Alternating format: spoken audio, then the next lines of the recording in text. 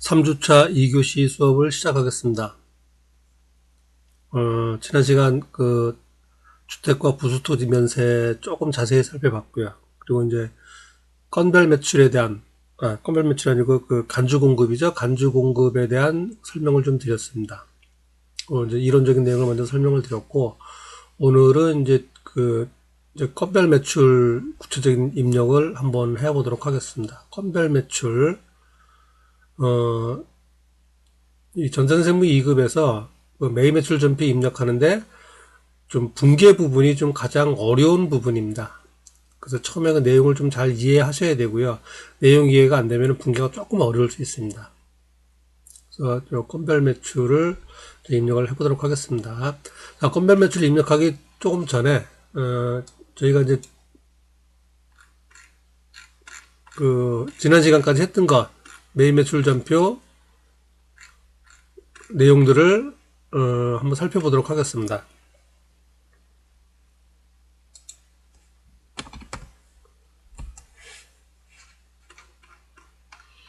자, 매출 유형이 이제 이렇게 있는데, 과세 매출, 정상적으로 세금 기산서가 발급되는 매출이에요. 과세 매출. 매출 유형 중에서 가장 기본이라고 할 수 있겠죠. 그 다음에 영세 매출, 영세율 매출은 수출하는 경우죠. 그리고 역시 세금 계산서가 발행되는 거래입니다. 세금 계산서가 발행되는 거. 내국 신용장에 의해서 국내 수출업체한테 납품하는 그런 경우가 되겠습니다. 자, 그럼 이제 면세 매출은 우리 회사가 면세 제품을 판매할 때 해당되는 거예요. 그래서 면세 제품을 판매하면은 세금 계산서가 아니고 그냥 계산서라고 하는 것을 발급을 합니다. 계산서. 요거는 이제 세금 계산서하고 똑같은데 부가세만 별도로 표시되지 않은 서류예요. 공식적인 서류입니다. 이것도 공식적인 증빙이 되겠습니다. 그 다음에 이번 시간에 할 게 건별이에요. 건별. 건별은 쉬운 예로 공식적인 증빙이 없는 거예요. 세금 계산서라든가 계산서라든가 또는 신용카드 매출 전표라든가 현금 영수증 등이 없는 것. 그거를 건별 그렇게 얘기를 합니다. 그래서 이제 일반 그냥 영수증 발급되는 것. 정상적인 거래 증빙은 아니에요. 그다음에 간주공급은 영수증이 증빙이 발급 안 되는 거였었죠. 지난 시간에 살펴본 대로. 그 다음에 소매 매출. 개인한테 그냥 파는 경우 등이에요. 개인은 이제 다른 세금 관련되는 게 없기 때문에 거래 명세서를 좀 받긴 하지만은 세금 계산서나 그런 거를 발급받지는 않죠. 그래서 어쨌든 건별 그러면은 거래 증빙이 없는 유효한 거래 증빙이 없는 거래다 그렇게 보시면 되겠습니다.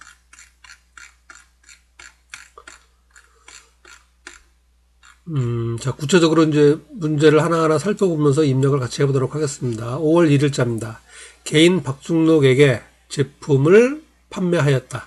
현금 받고 판매하였고, 그 다음에 영수증을 교부하였다. 이제 우리가 이제 흔히 보는 간이 영수증이라고 생각하시면 됩니다.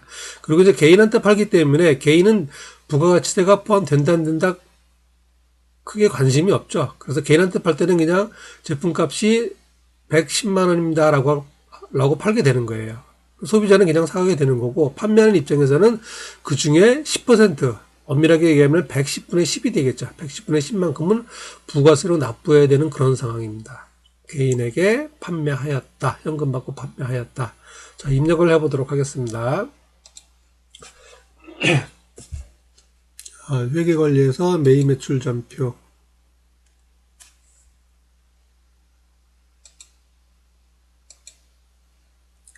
날짜가 5월 1일이었죠. 5월 1일. 자, 그리고 유형을 선택해 주는데, 지난 시간까지 한 게 과세 매출 영세율 계산서였어요. 11, 12, 13번 했고, 오늘 하는 건 14번입니다. 자, 프로온에서도 보면은 무증빙이라고 써있어요. 무증빙. 증빙이 없다는 얘기예요. 법적으로 인정받는 증빙이 없다. 그런 의미가 됩니다. 14번 건별 14. 자, 품목은 그냥 제품이라고 되어 있고요. 제품. 수령 단가는 없고 공급가액입니다. 자, 용어를 다시 한번 말씀드립니다. 용어. 부가가치세에서는 공급가액, 부가세 그런 표현을 씁니다. 부가가치세가 포함되지 않은 금액, 공급가액, 흔히 매출액이에요. 그리고 부가세가 포함된 금액을 얘기하면 그거는 공급대가라고 얘기를 합니다. 지금 우리는 이제 개인한테 부가세가 포함되어 있는 금액으로 판매를 했죠. 얼마를 받고 팔았냐면은 110만 원을 받고 팔았습니다. 그래서 요 공급가액란에다가 110만 원이라고 입력을 합니다.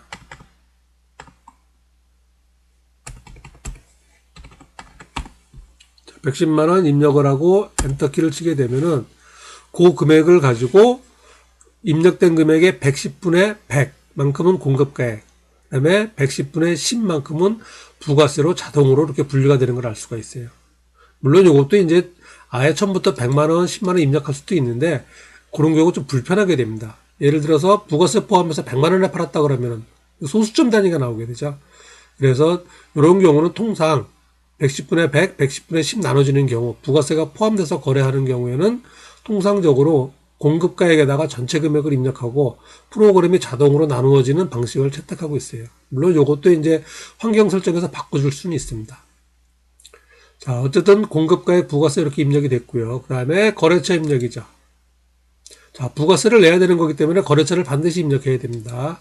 코드 또는 F2 키를 눌러서 이렇게 입력하시면 되고요. 확인. 그리고 분계. 자, 분계는 전체 현금을 받았다고 되어 있죠. 그러니까 1번 현금이 됩니다. 현금이 되면 입금 그러고요. 전표 형태는 입금이 되고 부가세 예수금 10만원, 그 다음에 부가세 대급금 100만원 그렇게 되죠. 제품 매출 100만원 그렇게 되죠. 그래서 정상적으로 입력이 되어 있는 걸 알 수가 있습니다. 자, 엔터키를 치고 지나가면은 한 건 입력이 된 거예요. 한 건 입력. 자, 그 다음에 두 번째 거 입력을 해보도록 하겠습니다. 5월 2일자입니다. 당사 대표 이대로는 매출처에 제품 2대를 증정하였다. 자, 거래처에 제품을 무료로 증정을 한 겁니다. 그 간주 공급에 해당이 되는 거죠. 증빙 없이 준 것. 매입세액은 공제받았는데 매출세액은 발생하지 않으니까 이렇게 무료로 주는 경우도 거래는 아니지만은 거래로 간주해서 매출세액을 반영해라, 이제 그런 의미가 되는 겁니다. 자, 입력을 해보도록 하겠습니다. 날짜는 5월 2일이 되겠고요. 5월 2일. 유형은 증빙이 없기 때문에 증빙 없이 그냥 주는 거죠. 그래서 14번 건별이 됩니다. 14번. 그리고 제품이 되겠고요. 그 다음에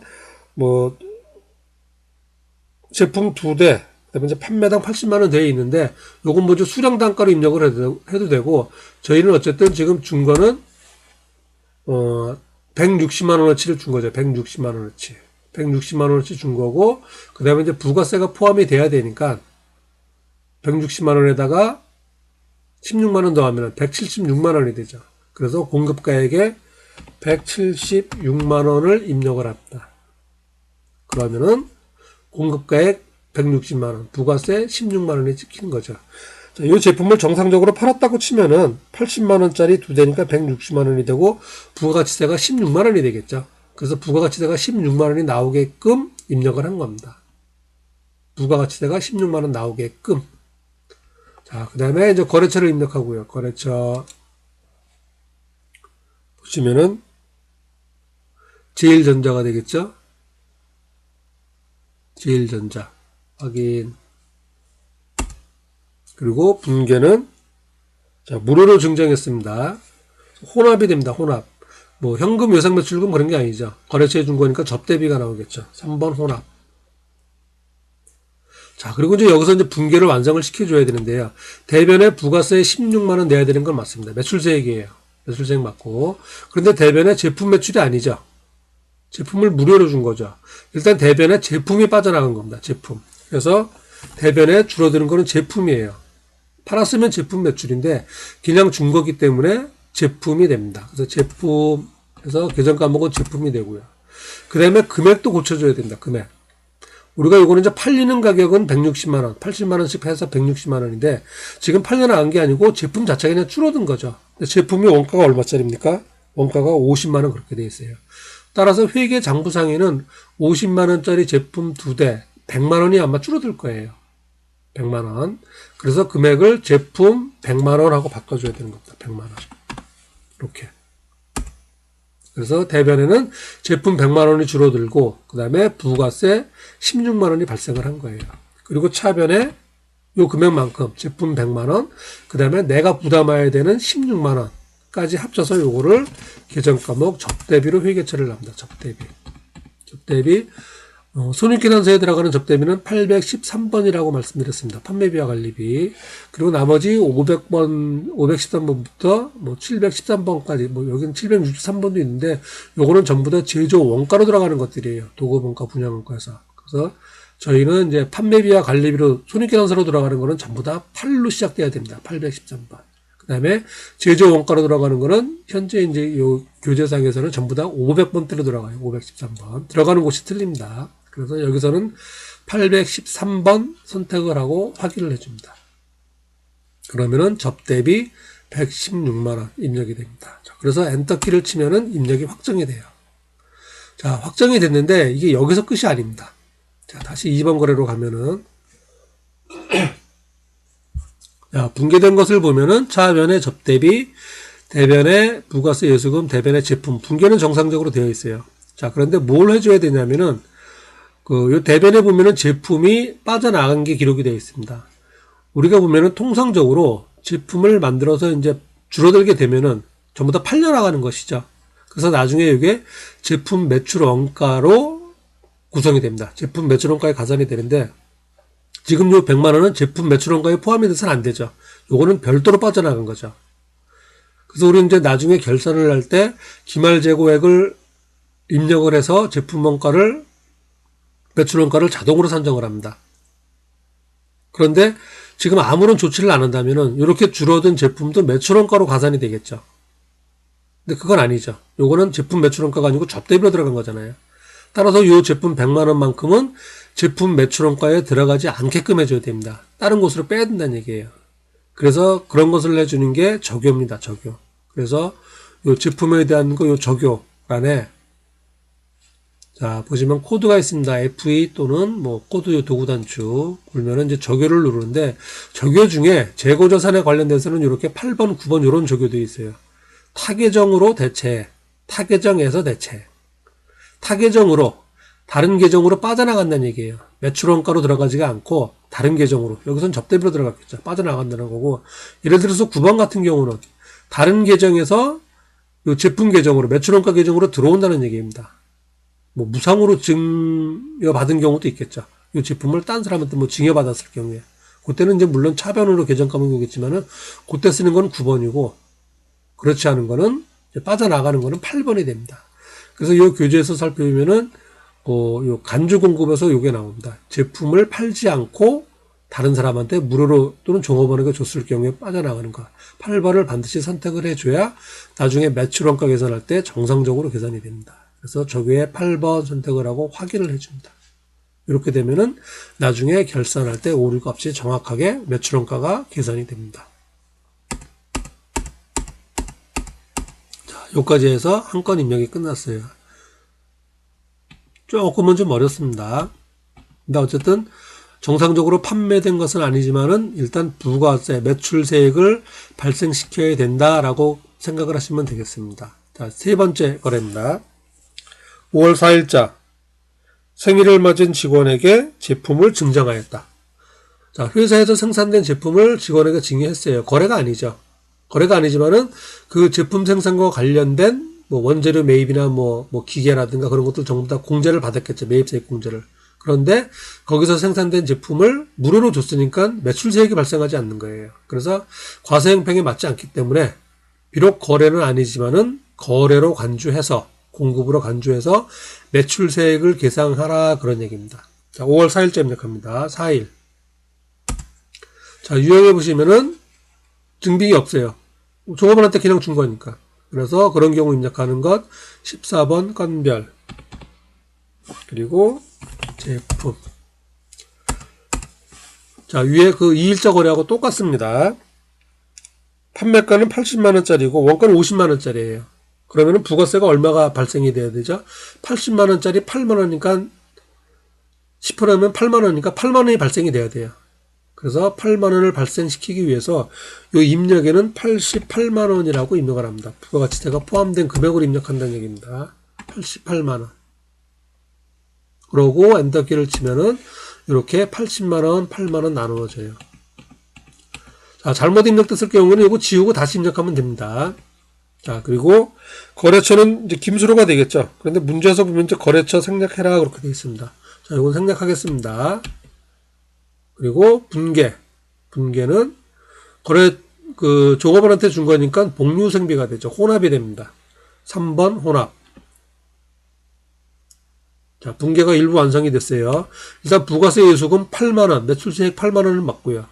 그 다음에 대변의 제품 매출이 아니고 제품이 그냥 나가는 거죠. 그래서 계정 과목이 제품이 되고요. 그 다음에 금액이 80만원이 아니고 현재 장부에는 50만원이라고 기록이 되어 있습니다. 따라서 여기서 대변으로 입력해 줘야 될 금액은 80만원이 아니고 50만원이 됩니다. 50만원. 50만원짜리 상품이 없어진 거니까. 자, 그리고 차변에 종업원한테 무료로 지급한 것, 복리후생비가 되겠죠. 복리후생비. 자, 앞선 거래와 마찬가지로 500번 때부터 800번 때까지 계정 과목이 나와요. 800번 때는 손익계산서로 들어가는 계정 과목, 판매비와 관리비로 들어갑니다. 500번 때는 제조 원가로 들어가는 항목이에요. 나중에 단계 제품 제조 원가, 그래서 제품 매출 원가로 들어가는 거죠. 들어가는 곳이 틀립니다. 그래서 811번을 선택을 하고요. 그리고 금액은 제품 50만원어치, 50만원. 거기다가 회사가 부담하는 매출세액 8만원. 그래서 복리후생비로 기록될 금액이 58만원이 되는 겁니다. 그래서 엔터키를 치면은 이렇게 입력이 확정이 됐습니다. 그리고 또 하나, 앞선 거래와 마찬가지로 여기서 제품 50만원이 지금 빠져나갔죠. 제품 50만원이 빠져나갔는데 요거는 지금 매출원가가 아니죠. 따라서 아무런 조치를 안 한다면은 요 금액도 나중에 매출원가로 자동으로 포함이 됩니다. 오류가 발생한다는 얘기예요. 그래서 요 금액은 매출원가에서 빼줘야 됩니다. 다른 곳으로 들어간 거니까. 그래서 그거 해주는 게 적요라고 말씀을 드렸습니다. 적요. 자, 코드 누르시고요. 그리고 타계정으로 대체. 손익계산서로 반영이 된다. 요거는 이제 뭐 복리후생비로 들어갔다 뭐 그런 의미가 되겠죠. 어쨌든 타계정, 다른 계정으로 빠져나간다 그 얘기입니다. 매출원가가 아닌 다른 계정으로 빠져나간다. 확인해주게 되면은 8번 찍히고요. 그리고 엔터키를 치고 마무리하면 되겠습니다. 자, 지금 간단하게 세 건을 입력해 봤는데 여기 이제 건별 매출들이에요. 일단 증빙이 없는 것, 적격 증빙이 없는 거래들 입력하는 곳이다. 그렇게 기억을 하시고요. 적격 증빙이 없는 것, 세금 계산서, 계산서, 그 다음에 신용카드 매출 전표, 현금 영수증, 이 네 가지를 적격 증빙이라 그래요. 그래서 이제 부가가치세에서 이제 매출세액 매입세액 계산할 때 뭐 확실한 근거가 있어야 되니까 그 근거가 되는 걸 적격 증빙이라고 그러고, 세금 계산서, 계산서, 신용카드 매출 전표, 그 다음에 현금 영수증 네 가지를 얘기하고, 그거 이외의 것은 뭐 개인적으로 이제 거래하면서 서로 증빙을 하겠지만 적격 증빙이라고 얘기를 하지 않습니다. 매입세액 공제를 받거나 부가가치세법상 증빙으로 인정 못 받는다는 얘기예요. 그렇게 적격 증빙이 없는 경우에 입력하는 곳이 14번 건별이 되겠고, 유형은 건별이고요. 그 다음에 건별에서 제일 중요한 거, 부가가치세를 발생시켜야 된다는 거, 매출세액이죠. 매출세액 발생시켜야 된다는 것이 두 번째고, 그 다음에 신경 써야 되는 게 이제 분계를 이렇게 완성을 시키죠. 하나하나 완성을 시키면 됩니다. 일단 부가세는 시가 기준에서 정상적으로 팔았으면 얼마 발생했을 것인가, 그 금액을 맞춰주면 되고요. 그 다음에 제품이 줄어든 것, 그건 당연히 장부가, 원가로 줄어드는 거고, 그리고 이게 왜 발생했는가, 왜 줄어들고 왜 부가세 예수금 계상해야 되는가, 나머지가 뭐 접대비라든가 또는 뭐 복리후생비라든가 그렇게 되는 거죠. 그렇게 해서 차근차근 입력을 해 나가시면 되겠습니다. 요 내용을 이해를 하면은 이렇게 분개하는 게 그렇게 어렵지는 않아요. 근데 이제 내용 이해 없이 뭐 이렇게 좀 접근을 하면은 조금 이게 어려울 수가 있습니다. 그래서 요거 이제 문제는 뭐 단순하게 3개지만은 요거 이제 개인한테 파는 거고, 3개지만은 좀 포함하고 있는 내용이 많으니까 요거는 좀 찬찬히 이렇게 좀 연습을 좀 하고 이해를 하시길 바랍니다. 자, 그리고 이제 건별 매출은 됐고요. 다음은 이제 수출하는 경우입니다. 수출. 자, 수출하는 거는 영세율이 적용된다 그랬죠. 그래서 지지난 시간이죠. 지난주 과목에서는 이제 영세율이라고 내국 신용장에 의한 걸 했고요. 이번 시간에는 직접 수출하는 경우를 한번 다뤄보도록 하겠습니다. 자, 수출하는 거에 앞서가지고 여러분들이 이제 그 내국 신용장 또는 뭐 수출하는 경우 이제 뭐 개념적으로 약간 좀 헷갈릴 수가 있어요. 그래서 이런 걸 이제 뭐 무역에 관련된 거긴 하지만은 무역에 대한 걸 뭐 다 정확히 저희가 뭐 실무 들어가는 것까지는 알 수 없지만은 아주 기본적인 상황은 이해를 해야 되기 때문에 그거를 잠깐 한번 말씀을 드리도록 하겠습니다.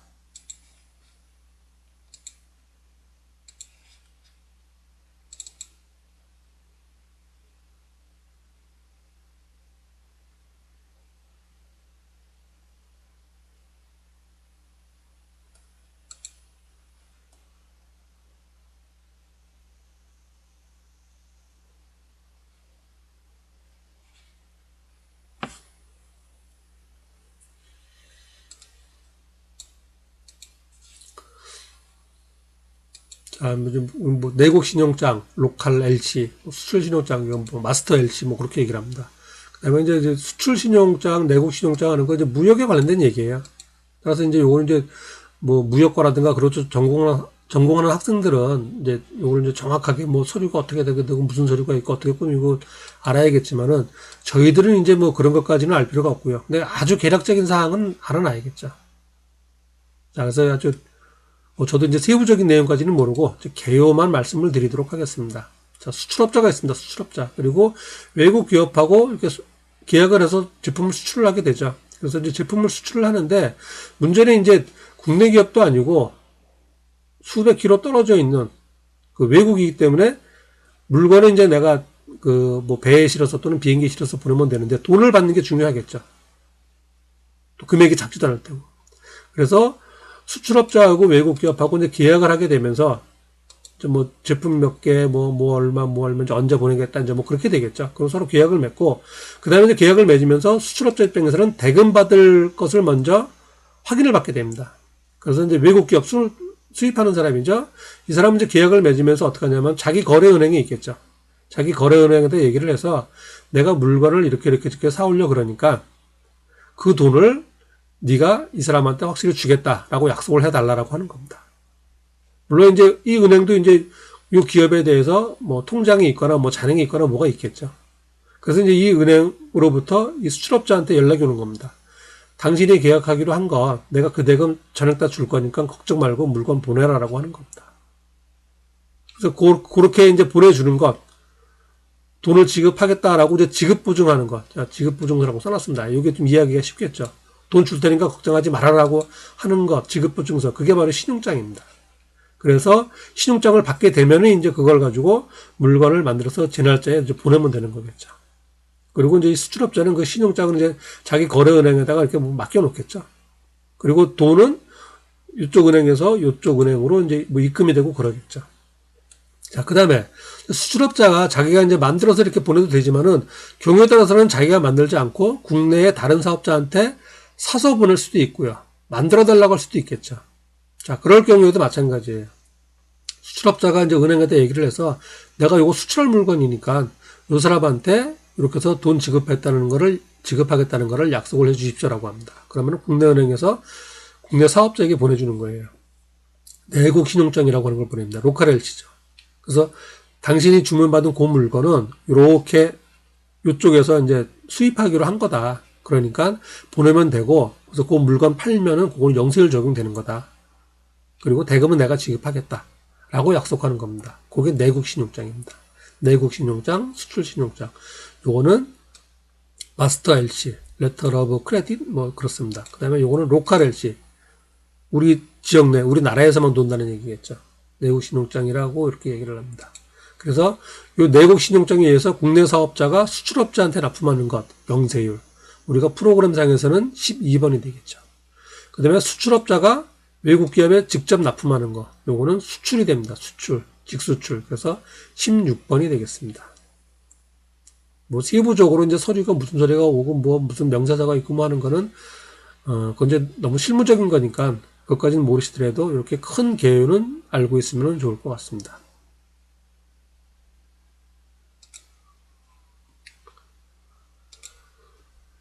자, 문제를 보시면은 이제 수출 매출이에요. 자, 입력하는 건 어렵지 않습니다. 5월 10일자 이렇게 해서 이제 뭐 제품을 선적 완료했다. 대금은 선수금을 빼고 나중에 다음 달에 받기로 했다. 선수금 이제 미리 받을 게 있다는 얘기입니다. 입력 자체는 어렵지가 않으니까 입력을 해보도록 하겠습니다.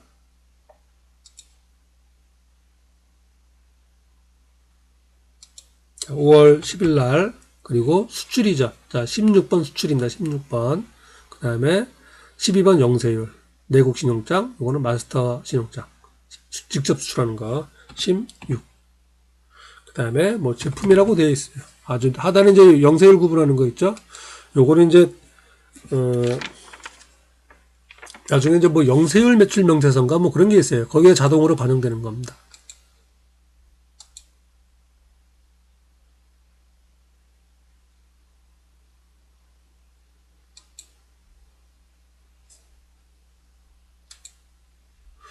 뭐지? 안 나오네, 지금. 자, 일단 입력을 하겠습니다. 자, 공급 가액이 2만 달러에다가, 환율이 1,100원이라고 했습니다. 그러니까 2,200만 원이에요. 2,200만 원. 그리고 부가세는 없죠. 부가세는 수출하는 거니까. 자, 그다음에 공급자. 자, 코드 눌러서, 아까 장 이렇게 되어 있죠? 확인. 아, 영세율급을 지금 여기서 하네요. 제가 지금 좀 잠깐 착각하는 것 같아요. 입력하는 것. 요거는 직접 수출이었죠. 지난번에 한 거는 내국 신용장에 의한 것. 1번 확인. 수출 증거 번호. 책에는 지금 나와 있습니다. 신용장 넘버. 그래서 그대로 입력을 하겠습니다. 이렇게. 자, 자리수 때문에 숫자만 입력을 합니다. 01005.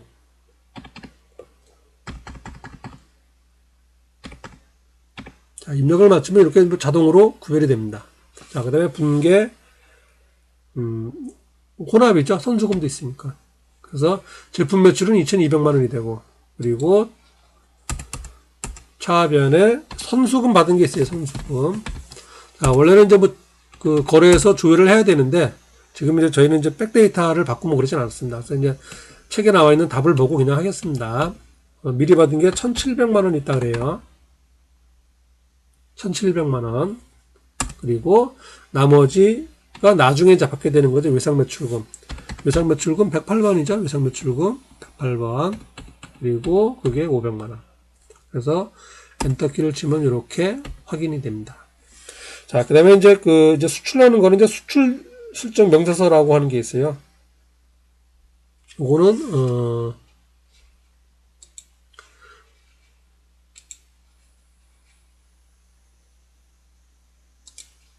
메뉴에서 보시면은 부가가치세 신고서. 그 중에서, 수출 실적 명세서라고 있죠. 자, 나중에 요건 이제 뭐, 부가세 신고서의 부속 명세서예요. 그래서 있는 자료 그대로 그냥 입력을 해주시면 되는 겁니다. 날짜가 5월달이었고요. 5월달. 그리고 수출 신고 번호.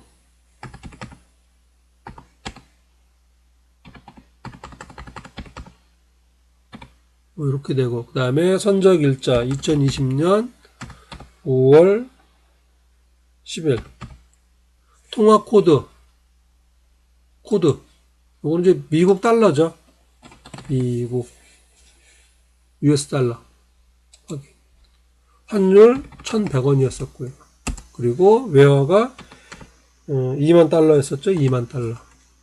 그럼 계산되고, 거래처 역시 코드 선택을 해서 아까 장 컴퍼니였었죠. 이렇게 확인. 자, 이러면 된 겁니다. 그냥 보고 입력하는 거니까 뭐 특이한 내용은 없고요. 자, 지금 2교시 수업은 여기서 마치고 잠시 후에 다시 3교시 진행하도록 하겠습니다. 수고하셨습니다.